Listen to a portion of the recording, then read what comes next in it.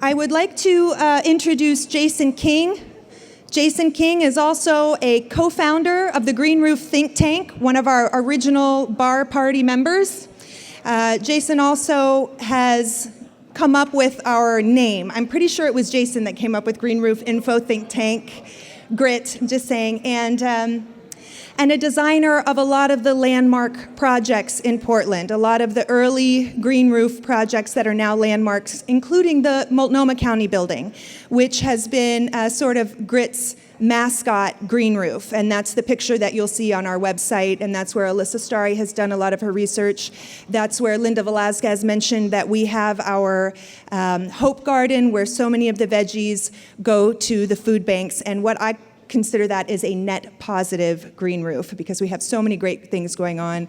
Of course, Jason King, a major part of that as well. And so I would like to ask Jason to come up and introduce our policy panel, and Jason's going to be the moderator for the policy panel. Okay, thank you, Jason.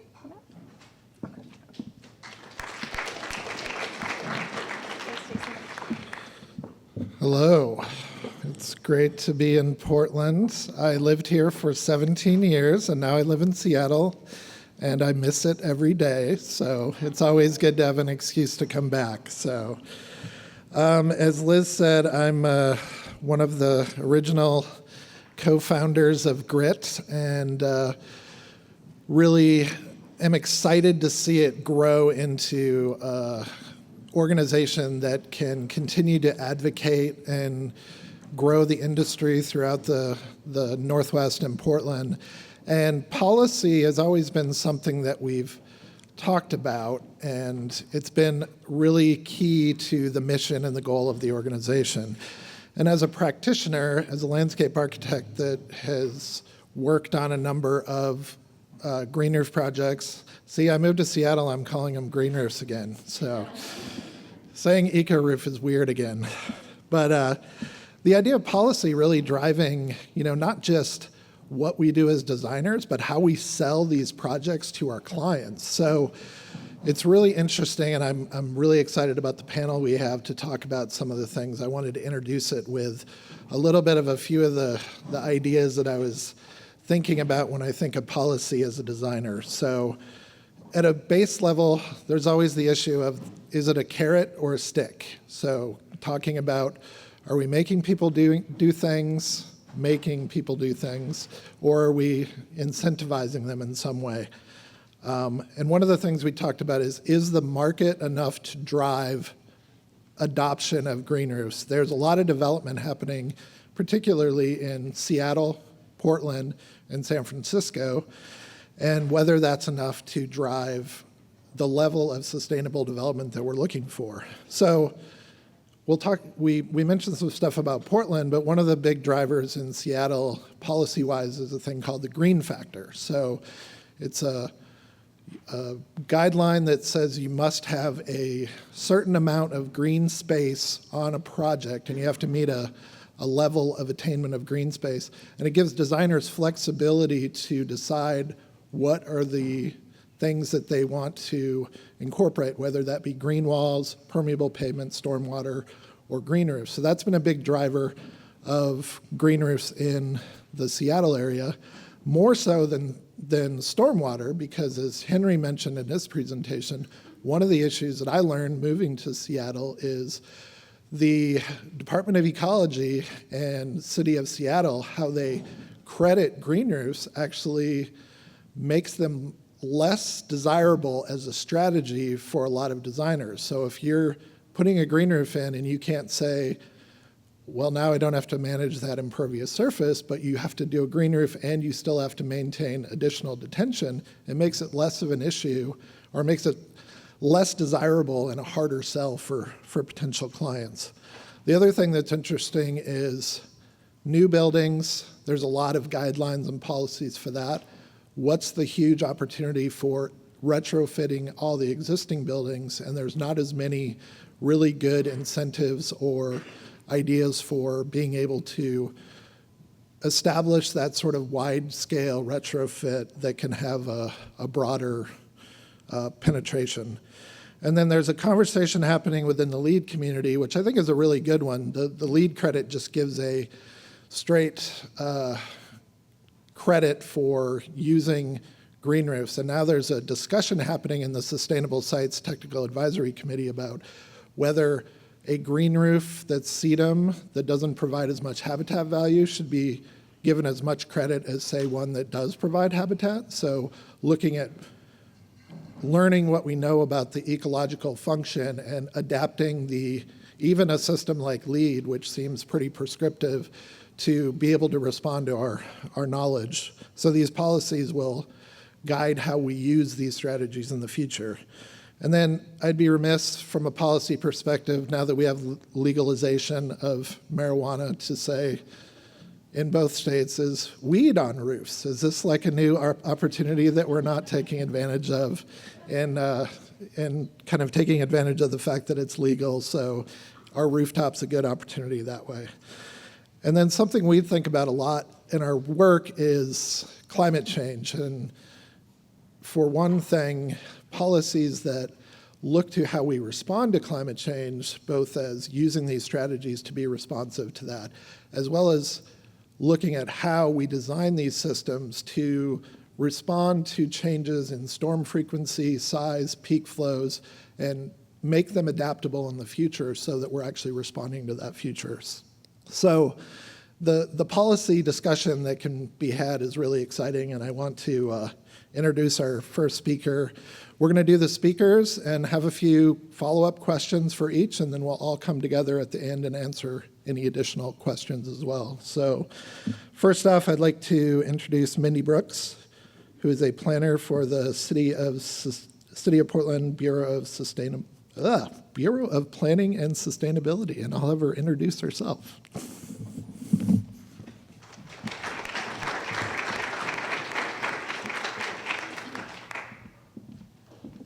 Hello. I'm with Planning and Sustainability, for those of you who didn't get that from what Jason said. It's a lot of words.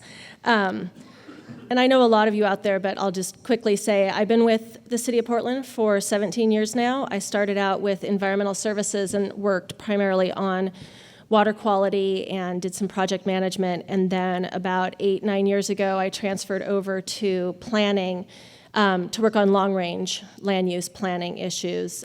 Primarily, I've worked with stuff on the ground, not on roofs, but this project that I'm working on now incorporates a lot of things, including LEED and eco-roofs and the on-the-ground pieces too. So I'm going to cover specifically the exciting topic of zoning code, which hopefully everybody will stay awake. It's like 3 o'clock, so it's nap time, or I might just put you to sleep. So I'm on a project team looking at updating the rules and regulations for the central city, which is where we are now. Little dot there is us. It's kind of a big geography. So we're covering everywhere from the Fremont Bridge all the way down to the Ross Island Bridge. And when people talk about the central city, we often just think of what that first picture was, which is the big high-rises and offices and residential areas. But actually, we have a huge diversity of land uses and building types in the central city. So this is a few examples. We've got some heavy industrial. I'm going to try and point. Some heavy industrial up here in Lower Albina and down in this area. We have the Central East Side, which is historic industrial. It's quickly changing to what we are thinking of now as creative class industrial. We have a lot of different institutional, like PSU, Moda Center, OMSI.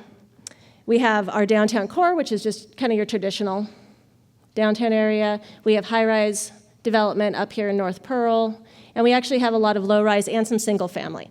So the reason why I'm mentioning all this is because when we start to talk about applying a standard, which is just something you have to meet throughout an area, we have a lot of different building types to think about. This is a really exciting picture while I talk about code, so stay awake. So the Central City has an existing land use plan. It's been in place since 1988, so we haven't updated it on a whole since '88, but we have updated bits and pieces of it. In the Central City, the existing rules have a carrot, not a stick, for eco-roofs. So this is going to get a little complicated, but in the Central City, a developer is given an entitled height and mass that they can build to. And if they want to go taller or they want to go bigger, then they have to tap into our bonus and transfer system. And there are a lot of bonuses available today, like you put in a daycare, you get extra height or mass. You put in bike lockers, or you install an Ecoroof, you get more mass to go up on your site. Or you can transfer it from other sites. We actually have a program where you can buy the height and mass off of your neighbor if they want to give it to you. I know, it's complicated. The Ecoroof bonus hasn't been widely used since it was put in place, but it has been used on a few sites. With our Central City 2035 plan, we are revamping the whole bonus system. We've been asked by City Council to focus pretty much just on affordable housing and preservation of historic buildings, and that's it. So all the other bonuses will be going away. So since that's going away, we're looking at a standard for Ecoroofs instead. Code, zoning code. I'm not going to read this whole thing. I'm just going to highlight a few parts to it, and that'll be the end of my short presentation, so I have a few minutes I can answer questions for people. So this is the new requirement. This will be a requirement for all new buildings in the Central City in that geography that are in one of those base zones. So up at the top you can see these are our base zones. That covers most of the Central City. What it does not cover is heavy industrial. So anything that's zoned for heavy industrial would not be required at this time to install an Ecoroof. It applies to new buildings that are over 20,000 square feet in size. That's the size of the building, not the rooftop itself. So it's going to cover most of the buildings new buildings in the Central City. We are not looking at retrofit with this one. We need to look at other tools for retrofit. This is, again, just for new buildings.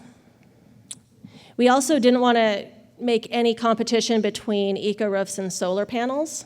So you could put solar panel on your entire roof and not do an Ecoroof. But if you do that, you still need to meet our stormwater management manual, which Adrian will be talking about in a minute. And since in the Central City we get mostly lot line to lot line development, we don't have a lot of on-the-ground space that's left over, Ecoroofs are still going to be an attractive option for addressing stormwater. Couple of things about process. This is not adopted. This isn't in place now. We're actually just at our public hearing process now. We just took testimony a couple of weeks ago, and as you might imagine, the development community is not particularly happy about this requirement. They prefer the incentive, not the stick version of it. But we think that the market is really shifting and that we can require Ecoroofs out there. We are looking at a 60% coverage, which is that little part of it, once you take out all the other pieces. What we've been asked by the development community is to shrink that requirement down so that they have more space for deck roofs and architectural features and other things like that. So we're still in deliberations with our planning commission, and then we'll be going to city council for adoption. So we're not done yet. And I also just wanted to mention, we also have a requirement, although I'm not talking specifically about that we are going to also require a LEED platinum, LEED gold or equivalent on all new buildings over 50,000 net square feet. So we're coupling up a couple of new requirements on developers. So I'm going to pause there and be happy to take a few clarifying questions, if anybody has any. Tom does. Yes, Tom. I just wanted to offer a clarification. Is that, as you mentioned, the developers are not happy, and a number of others in the city have offered comment and contributed toward the wording, the wording of the code. So just so that we're keeping everything equal, that even though you have some developers who are opposed to it, you have a lot of people that have also been in support of it. Absolutely. Correct? Absolutely, yeah. We had a number of pieces of testimony in support of, and as Tom said, we don't work in a vacuum, so we actually work with a number of different bureaus and outside groups when we're crafting these regulations. Are there questions? Yeah. What was the thinking behind exempting the solar panels from 60%? I recall distinctly discussing this last year,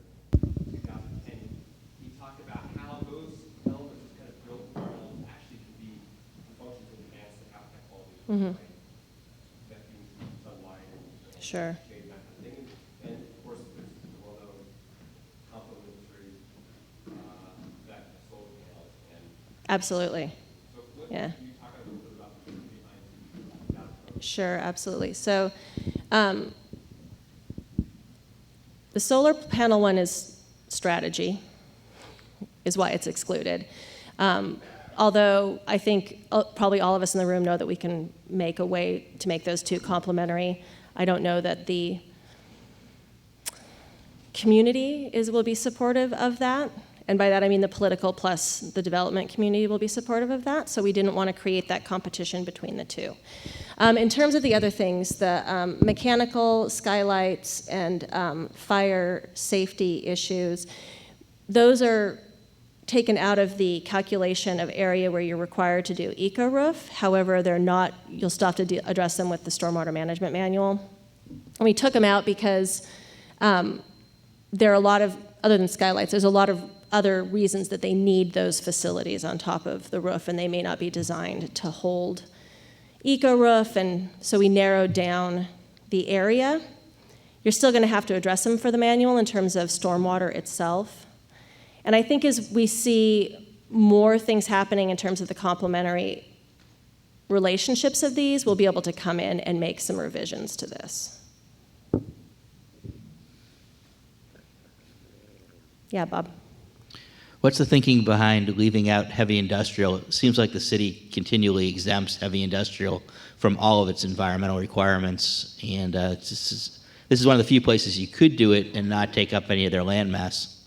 Yeah, I think we're going to probably end up having more discussion about whether or not to include heavy industrial as we move through City Council, because we hear that we should be including heavy industrial in this. We've not included it, I think, primarily because of the different nature of the development, but I think there's a good argument to be made that you can make eco-roofs work on any new development out there. So I don't know that that's absolutely a done deal at this point.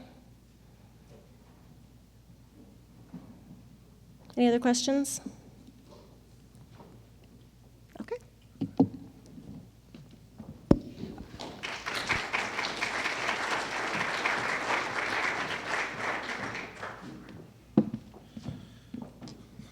Thanks, Mindy. And if you guys have any other questions, we'll have a little bit of time at the end to get everyone up here to talk about all of this. Next up is Ann Brask, who's from the San Francisco Planning Department. And they've had some recent news I'm sure she's going to talk about some incentives on their side. So everyone welcome Ann.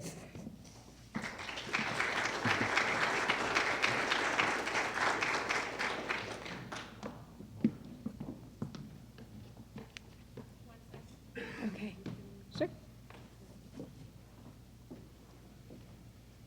Well, first I just want to say thank you to Grit for hosting this and putting it together, and thanks to PSU for having us here. It's really great to be here. I've been at San Francisco City Planning for the past 3.5 years, and I'm actually from Portland, so it's really great to be back and here talking about what we've been up to. Great. Okay, so today I'm going to talk a little bit about our background of our program in San Francisco, our interagency collaboration that's really been a key to our success down there, and of course the ordinance. So about this whole thing in San Francisco started about 3 years ago when we hosted the Cities Alive conference we co-hosted with the Public Utilities Commission. And in preparation for that, SPUR, another very cool acronym, put together a task force called the Greener and Better Roofs Task Force. And out of that came this roadmap, which included recommendations of a living roof manual. We say living roof in San Francisco, sorry. And as well as a mandate for the city. So after the conference, our planning took lead in digging into research and understanding what other cities are doing out there nationwide. And we know that Chicago has grants, Portland had an Ecoroof incentive, there are stormwater fees, and San Francisco, Bob Salinger was talking this morning, boasts as this green, progressive city, and it turns out we're not the flower children that we thought we were. We're at the bottom of the list, and even per capita, San Francisco had the least amount of green roofs as most major cities nationwide. And we were like, why? All of these great policies and plans have mentioned green roofs as a tool and a strategy, but no one really dove into what was going on and what does a green roof mean for San Francisco. So we started doing research, and we put up a web page, and we kind of caught momentum in understanding that. And we got calls from the public asking, how do we get a green roof on our house? We were like, okay, this is really a thing people want to see here and people want to learn more about. So we started mapping where all existing living roofs are in the city and where proposed are. This isn't totally exhaustive. There's really a lack of data in San Francisco, so this was done by sleuthing our permit history and having interns go out on the field and look for green roofs. So this is up on our website. It's a good start, though. It has the designer and the square footage and facts like that. We also use another existing tool out there that's in the city. It's called the Plant Finder, where you can type in your address and then find a plant that is suggested for your area of the city. There's a lot of weird microclimates in San Francisco. You might be in a sun belt and then travel 15 minutes and be shrouded in fog. So this is a really huge tool for us down there. So we added a filter for roof because we know that not all plants can have a great time on a roof. There's a lot of windy, harsh environments up there. So we added that as a tool for folks. And then our team went out and looked at a bunch. Everyone knows, you guys know the CAD of Sciences. And we went and talked to designers at these different sites and tried to understand what works, what didn't work, what kind of plants did you have up there, what's the system you use, and what was the motivation for putting this green roof in? Was it for research and education, like CaliCAD? One South Van Ness is a municipal building that put in their living roof for stormwater management, and they actually used the cistern you can see on the left of that picture to capture rainwater and then irrigate the roof. It's a really great system. So we diagrammed out what kind of system each roof used.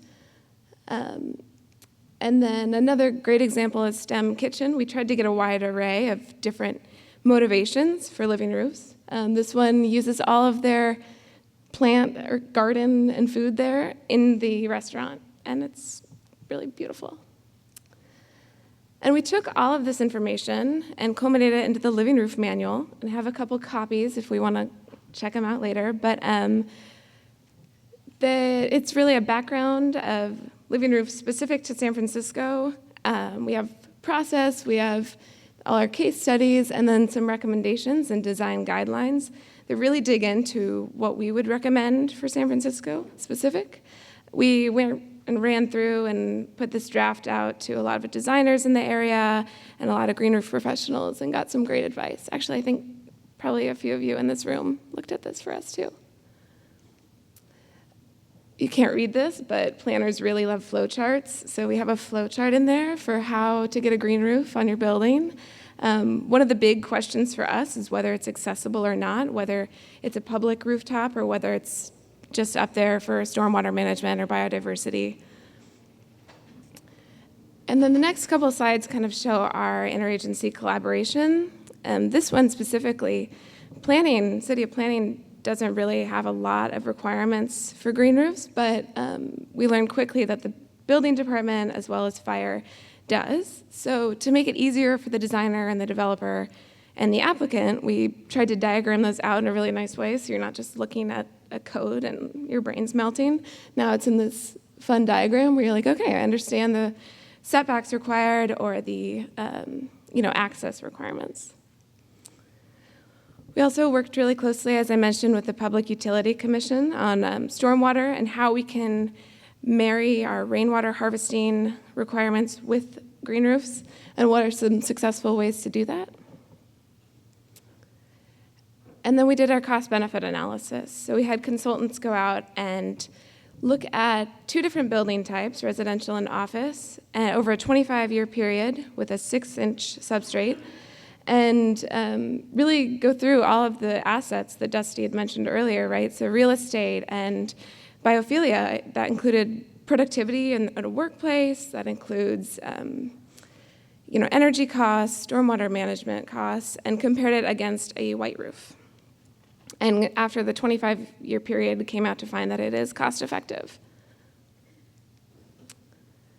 And then finally, we had all our tools, we had our manual and our cost benefit, and we started to shop around to other agencies and say, what do you guys think? What are your other kind of thoughts on what the roof should be used for? And we know that planning has a lot of open space requirements, and like Mindy was mentioning, in spaces where buildings build lot to lot, sometimes the roof is the best place for the open space requirements.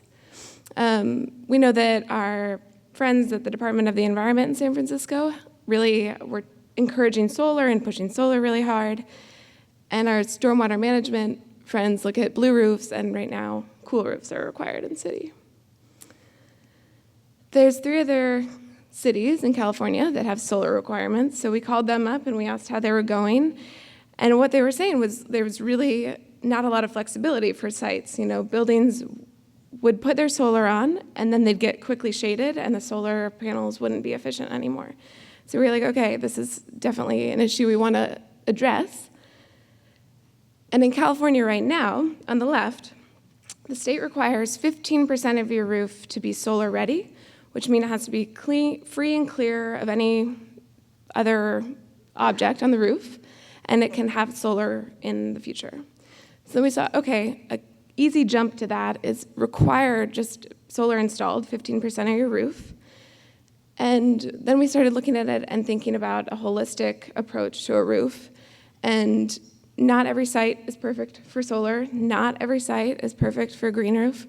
I don't know if I just lost friends saying that, but so what we're proposing and what is on the way to our Board of Supervisors now is that you can either do your 15% of your roof as solar, or you can do 30% of your roof as green roof, living roof, Ecoroof. And what we'll actually probably see is a combination of the two. And as we know, solar is actually more efficient when on a green roof, and we've tried to make that known to our constituents as well. Through our outreach, this has gone really actually pretty easily. We've talked to architects and designers and developers, shown them our living roof manual and the cost benefit, and have gotten a lot of positive support. So our next steps are we're going to the Board of Supervisors this month. We've gone to Planning Commission and the Building Department, and those have both been recommended approval. Our next step, 2, will be implementation guides and web page updates, as well as getting our monitoring together. I mentioned earlier that there's really a lack of good data, so we'll be entering kind of a box in our permit tracking where you can check if there's a green roof and put in information of it, and we can start to gather data and hopefully monitor the success of these. And then phase 3 of the Better Roofs Ordinance, we hope looks even at a larger percentage of rooftops in the city, and pushing that 15 and pushing that 30 to even more, as well as including open space, because we know that that's another competitive rooftop use. And yeah, so that's where we're at right now, and I'll take questions at all, if anyone has any.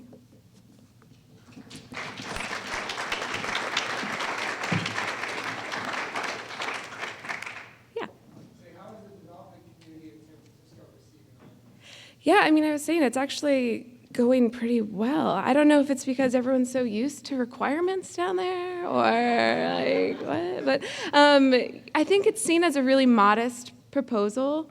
It's new and it's like the first of its kind in the country, but it's really not asking too much.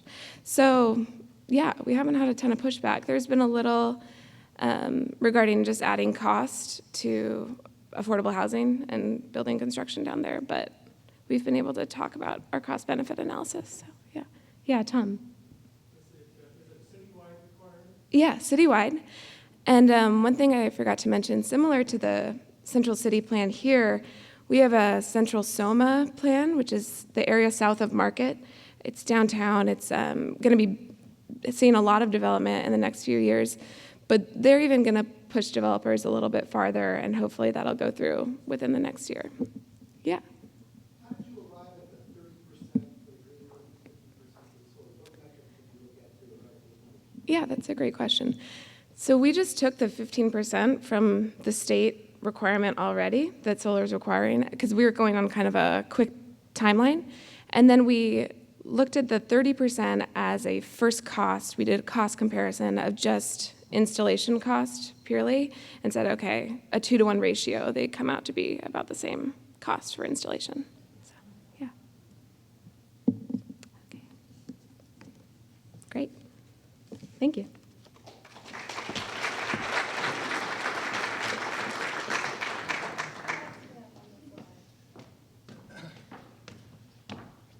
We got a former Portlander, Jeff Jocelyn, on the last slide, so he made his way back here. So my notes were taken away, so I can introduce the last person. I remember you. We were talking today that we had met the first time in 2004 when the International Green Roof Conference was in Portland, and Adrian was leading tours, and we were giving presentations about our brand spanking new Multnomah County building, which is now going on 12 or 13 years old. So without further ado, I'll introduce Adrian Iona. Stormwater Management Manual is her new project with Bureau of Environmental Services.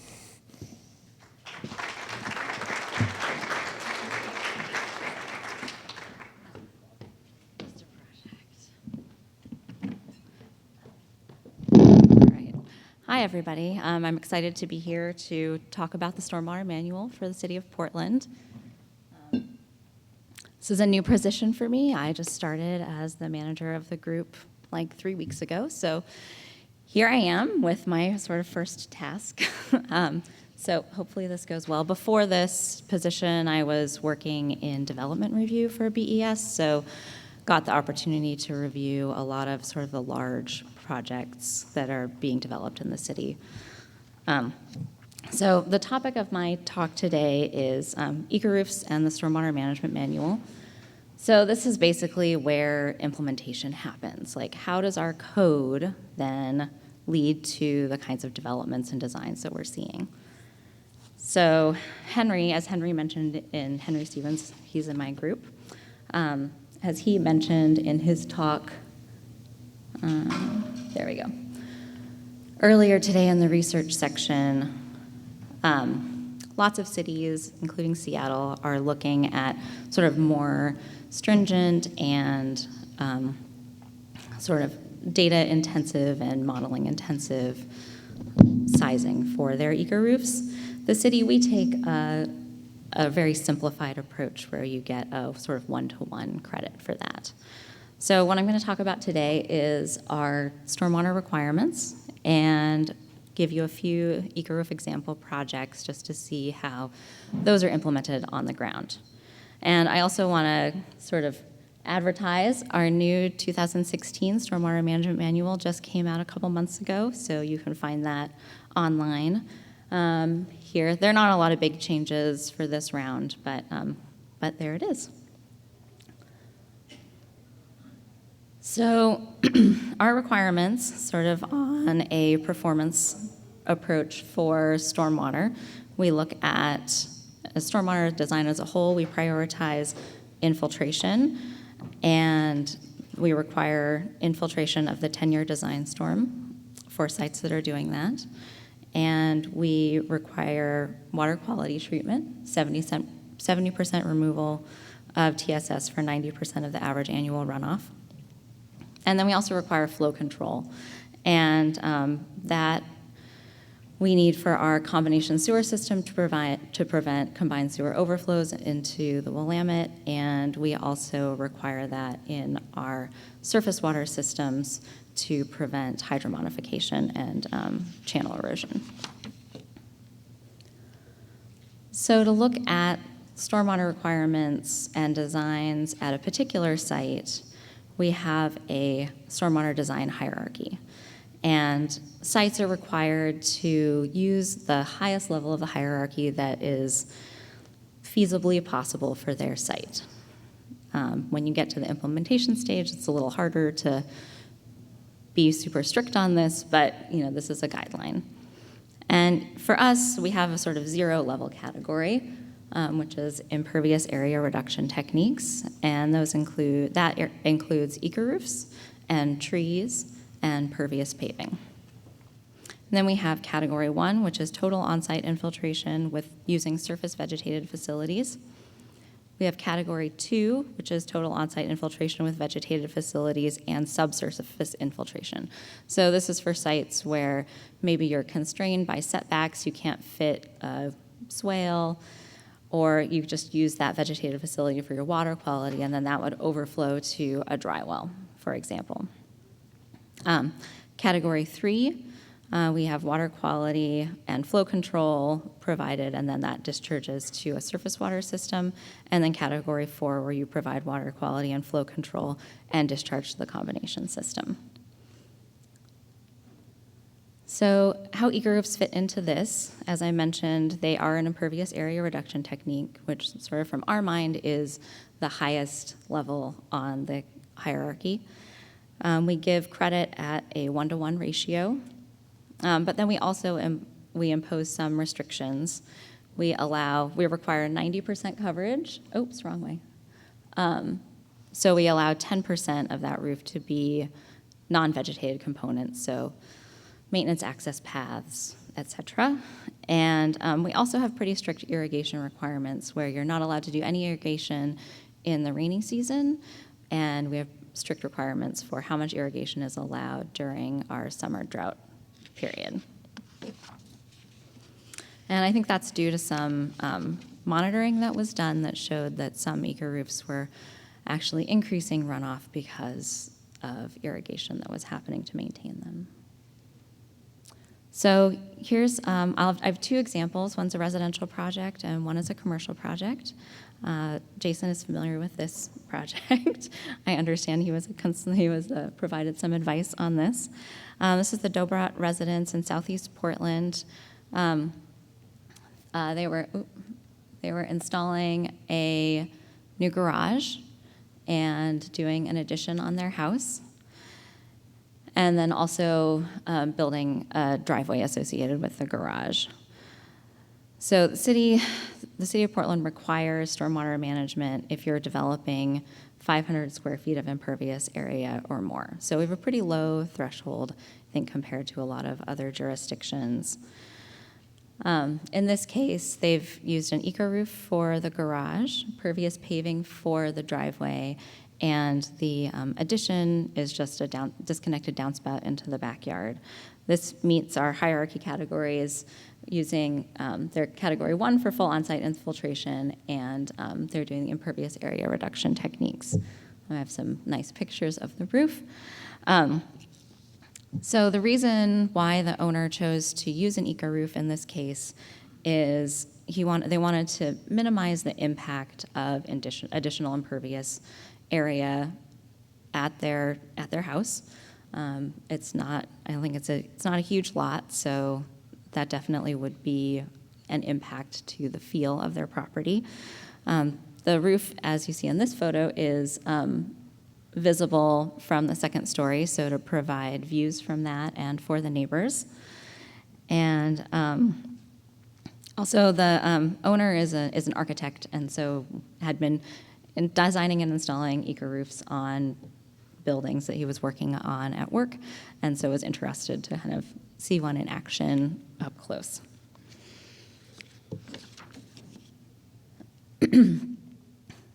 So the next one I want to talk about is the Emory, and this is in our South Waterfront development, which is just south of downtown on the waterfront. There's a lot of work going on down there. There's a bunch of new condo and apartment buildings. OHSU is developing a big campus down there. So if you drive by over there, there's a lot of development going on right now. So this project is a mixed-use building. It has 118 apartments, and then on the ground floor, there's restaurant and retail spaces. It's in a really transportation-heavy location. It's near the aerial tram, which you can see in this photo right here coming in, and near the streetcar and the new Max line. The designers were ZGF was the architect, and McKenzie provided the civil engineering. So this site, they have Ecoroof on a large percentage of their roof, 72%, and that's shown in the green. So they have 9,000 square feet of Ecoroof on just under 13,000 square feet of total roof area, so that's 72% of their site. The rest of their stormwater management, they managed using stormwater planters at the ground level, and these managed the additional roof areas as well as the sort of this front entry plaza area and the access road on the side here. So this site is in the combination sewer area, so they were required to provide water quality and flow control, and so that was achieved through this combination of facilities. So they chose to use an Ecoroof on this site because, as we were talking about, this is in a really densely developed area, and they wanted to be able to maximize the footprint of their building. And so the Ecoroof really facilitated the largest building possible with the least amount of footprint taken up by stormwater planters at grade. Something interesting about the design is, as Mindy was just talking about, the conflict between solar panels and mechanical and green roof, is this site they actually chose to lift all of the mechanical equipment up off of the roof so that they could install the Ecoroof underneath it and get more area of Ecoroof. And then another benefit that another reason they decided to use an Ecoroof on this site was for visibility. So as you saw the tram, people that are riding the tram can see the roof of this building. This site is right next to the Ross Island Bridge. People that are driving on the Ross Island Bridge can see the roof of the building. People in the high-rises in the district can also see the roof. So this was a sort of marketing approach to make the site more visibly appealing to OHSU personnel, who are their primary target for residents, and other people in the neighborhood. So, and then they also were excited about the flow-through planter boxes being at grade because they made the stormwater system more visible to the public. So then, kind of in conclusion, Ecoroofs and the stormwater manual requirements, our hierarchy emphasizes vegetated facilities, and Ecoroofs definitely meet that criteria. We give automatic credit for both water quality and flow control requirements for Ecoroofs on a 1-to-1 square foot area basis. And they help solve a lot of site constraints, including zero lot line setback developments, sites that have low infiltration rates or contaminated media that can't infiltrate on site. We're seeing a lot of subgrade basements for parking underneath buildings in the city, and Ecoroofs are good options for buildings that have those, and we often see them combined with other facilities. Something that's interesting I've seen recently is also including flow-through planter boxes on roofs, and those are a good option to sort of manage that area that you're using for public access or for mechanical equipment and still keep that sort of up out of the footprint of the building. So I think that's all. I'll take questions if we have time.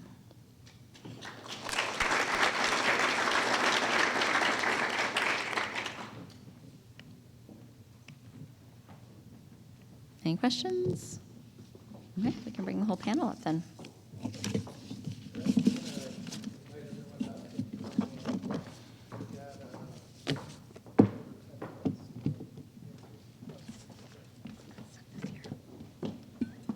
I'm sure we've got questions.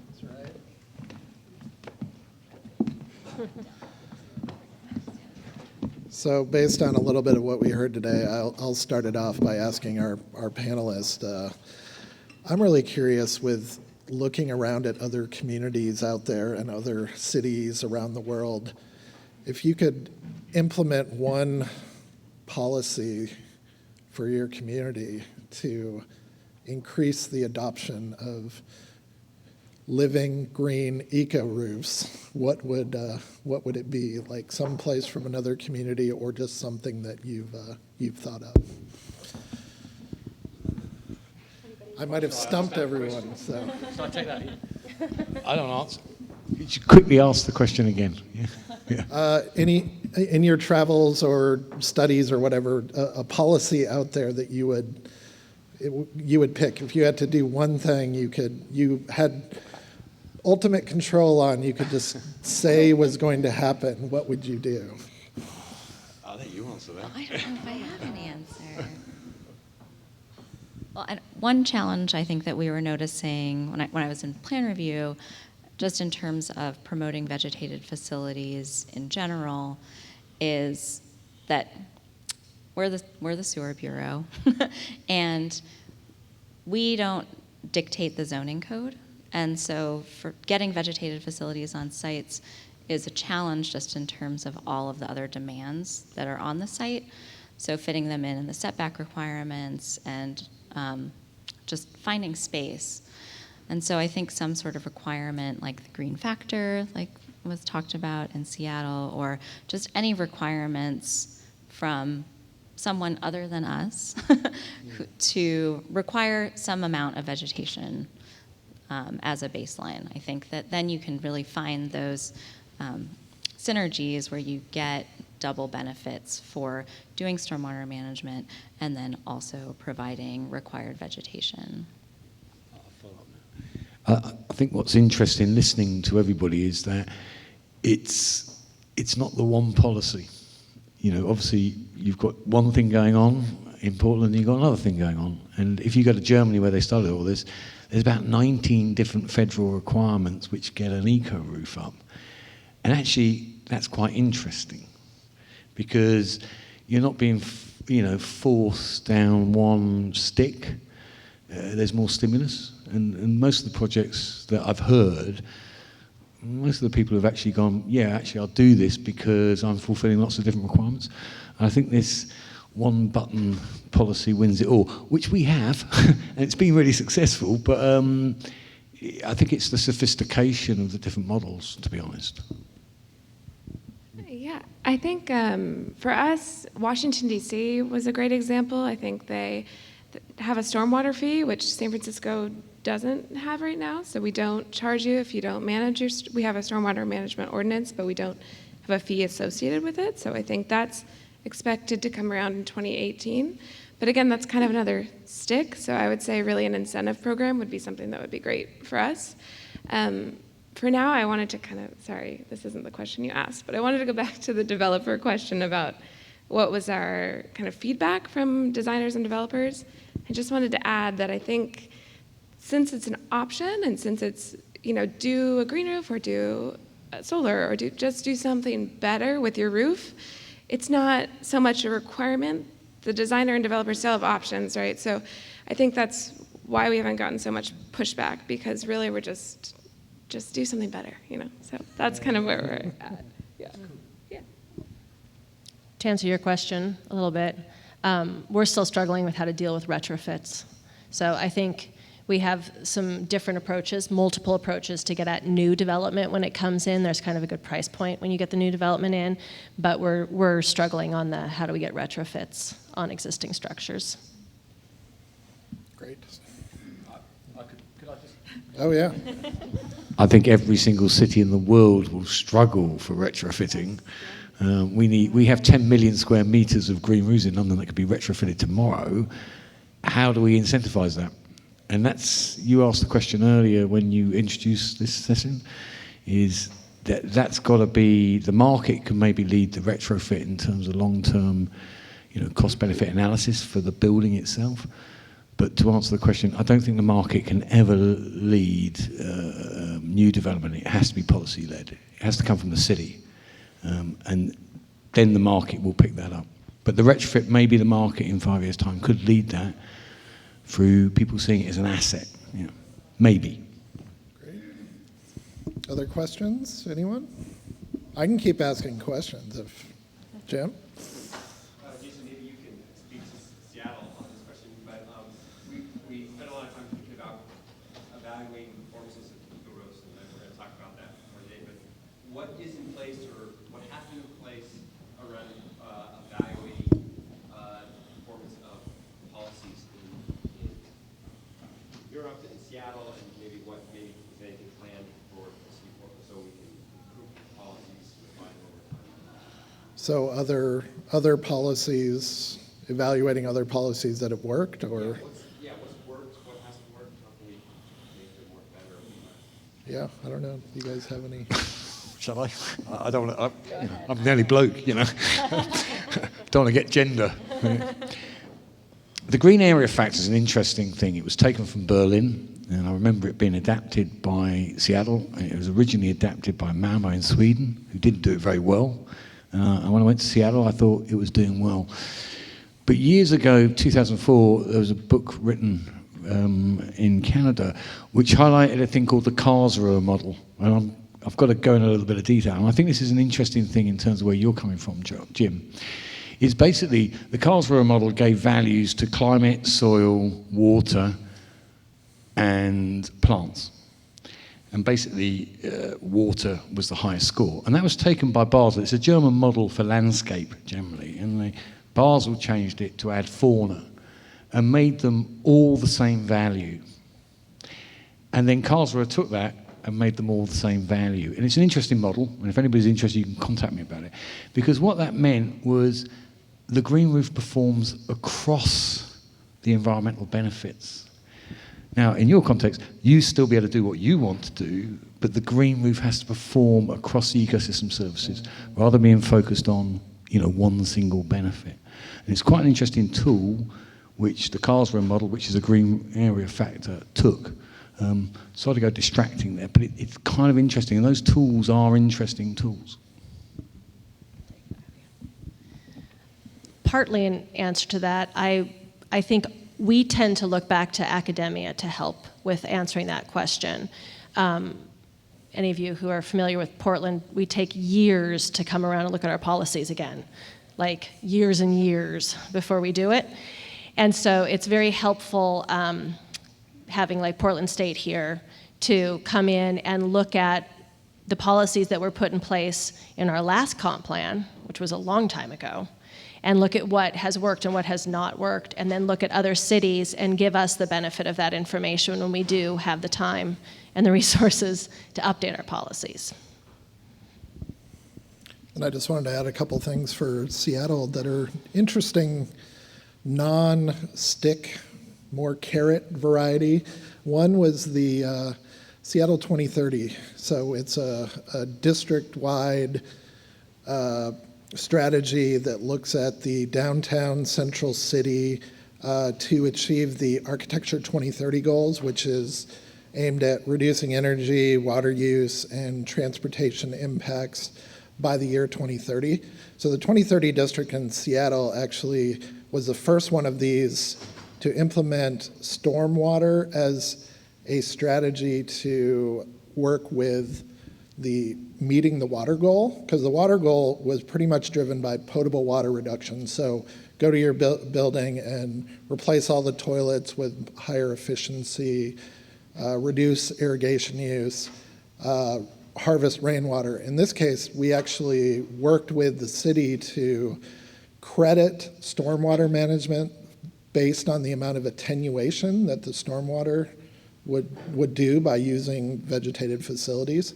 So the idea there that it was a voluntary retrofit for developers, building owners, new existing buildings to meet the goals. And the idea with this was not every building had to do it. It was the district as a whole that needed to meet the goals. So certain projects were going to have some constraints that wouldn't allow it, but others would have the ability to do more.